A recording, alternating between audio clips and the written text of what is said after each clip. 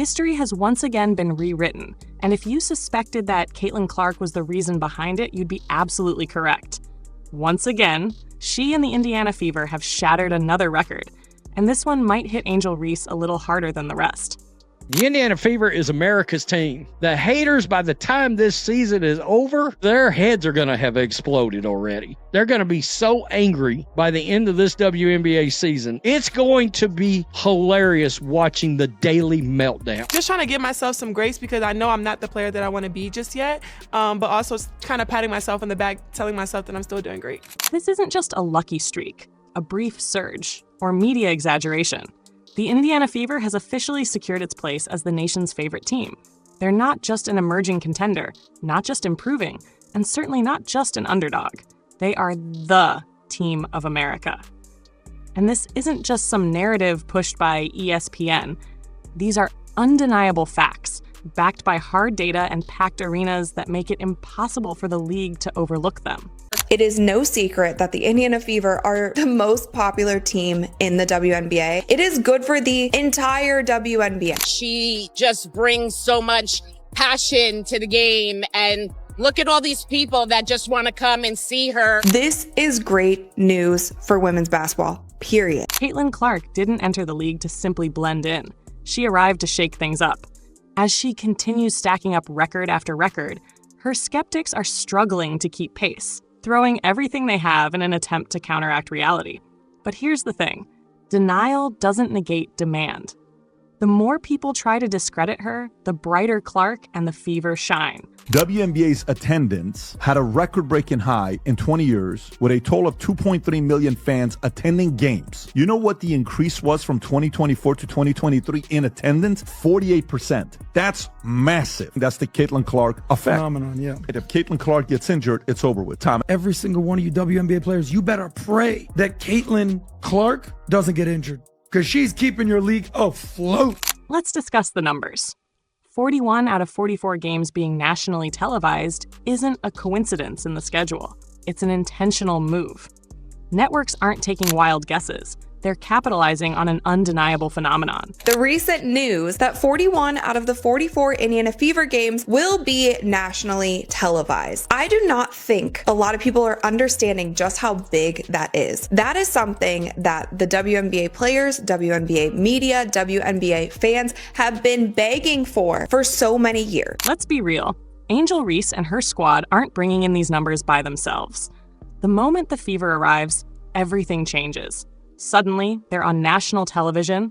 Suddenly, the arena is packed. And suddenly, sponsors are paying attention. Caitlin Clark, the people's champion! Let's get it! That's a deep one.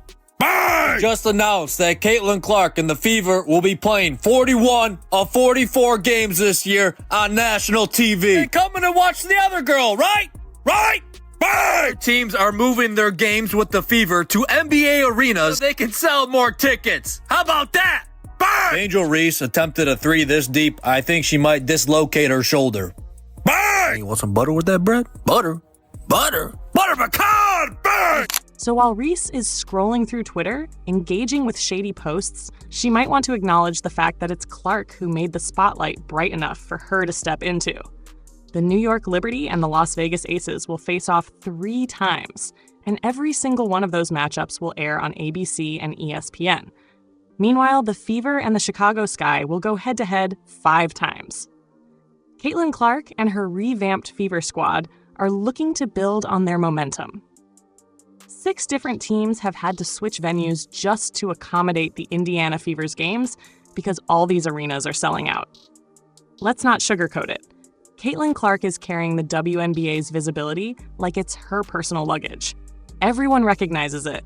The league, the fans, and even her biggest critics, including Reese, who pretends not to care but definitely knows what's happening.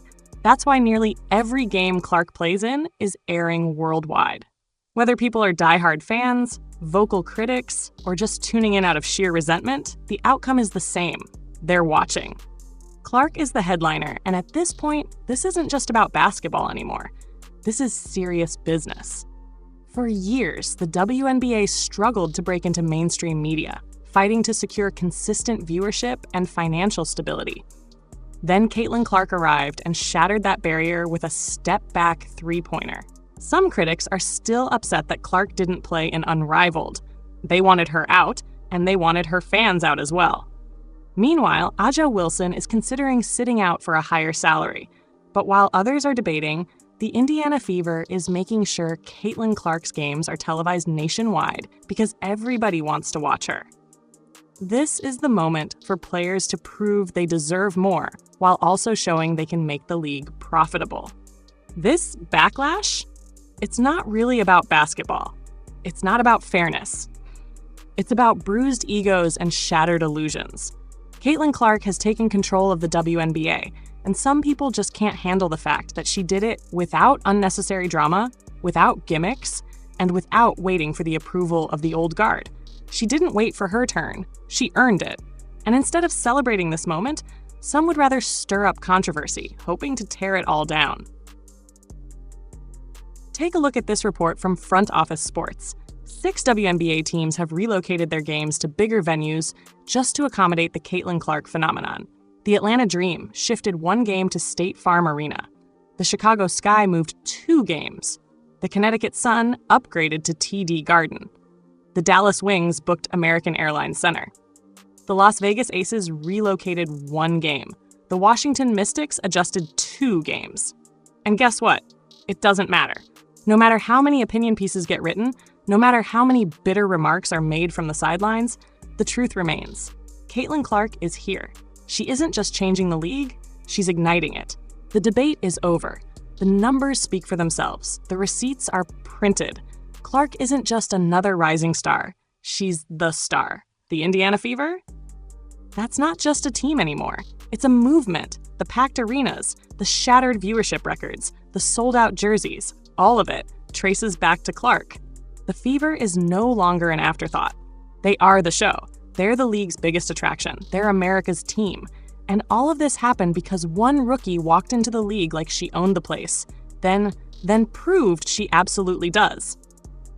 The Indiana Fever is set to have more nationally televised games this season than the last 2 WNBA champions combined. Caitlin Clark and the Indiana Fever get the most airtime because they are America's team. Simple as that. And while Angel Reese is busy throwing side-eye and attitude, Caitlin Clark is stacking milestones like it's effortless. Oh, wait. Reese is stacking something too. All the bricks she's tossing off the backboard. But that won't change reality.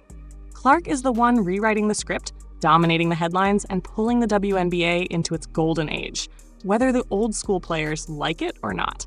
So now, there's just one question left. How high can this go?